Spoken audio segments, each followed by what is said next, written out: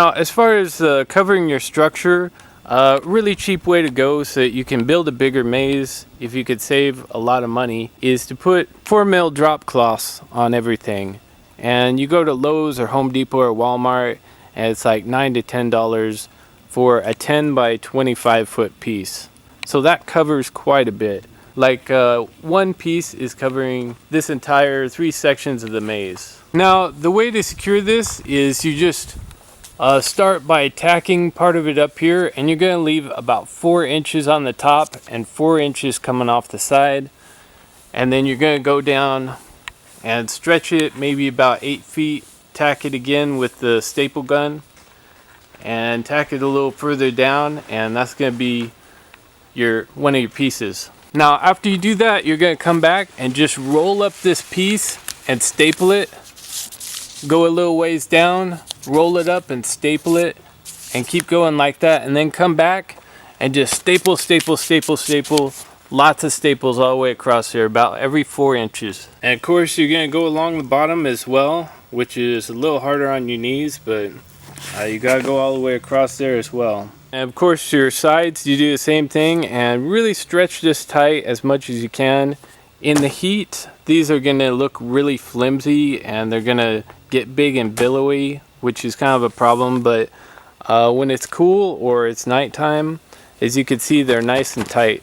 Now as far as securing this to a post when you have these large sections, if you just staple all the way down here, when the wind blows, it's just going to rip these staples right out, and it's not going to hold. The staples are going to rip right through this plastic and it's going to destroy your plastic. So what you're going to do is just take a strip that's about 4 inches long, and you're going to roll it up, and you're just going to staple over that all the way down. And because it's wadded up like that, it's really going to help keep your staples from coming out.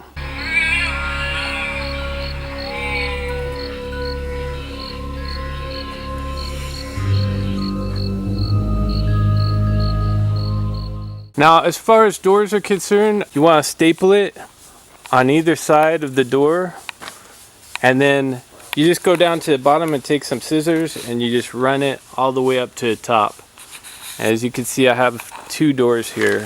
As you can see, this is the wood staple gun that I use for practically everything, and I'm using T50 half-inch staples. You really need long staples, and you don't want to use anything smaller than half-inch, because those smaller staples, when the wind blows, this thing becomes a giant sail like on a ship, and it will put some serious pressure on there, and the short ones will rip right out.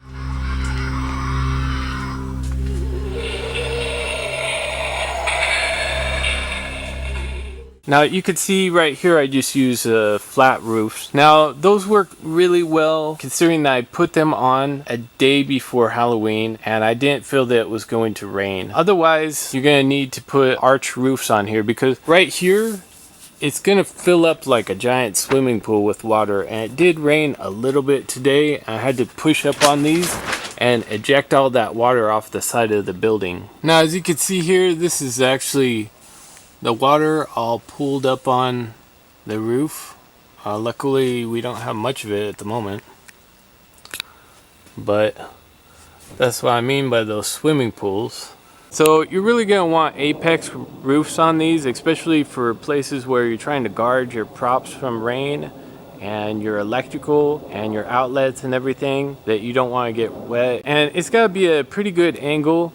Otherwise, that rainwater is just not going to run off. It's going to end up pooling at each one of these little sections. So you need a pretty good steep angle. And remember, it may be warm all summer, but as soon as October comes around, it is going to start raining like crazy. So it's very important, if you're roofing anything, you really got to think about waterproofing everything. So what I'm using is just a little 2-foot section right there. And then I put my beam across. I got another 2-foot section and another 2-foot post over there for the beams to go on.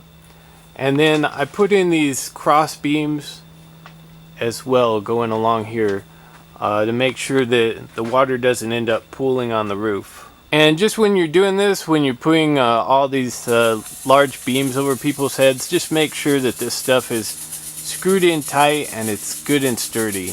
Now, one interesting thing that we tried here was we put this clear opaque plastic on the roof. And it worked out pretty well because we used lights from the top to light up the roof, and then it creates like a soft light in here. And it's a really strange effect in the first place, but it also saved a lot of money on lights by just lighting the roof of it rather than having every single one of these rooms have their own individual light.